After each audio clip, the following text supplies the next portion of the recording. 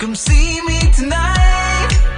In the circle we're flirting, and we dance for hours. She knew that she had me, but I didn't realize I'm sleeping with a vampire.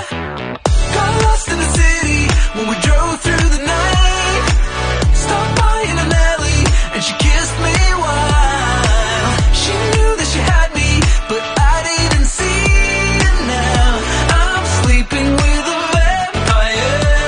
When morning is come, she's always gone.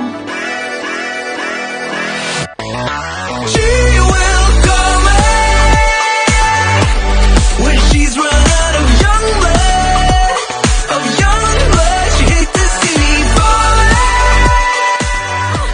That's why she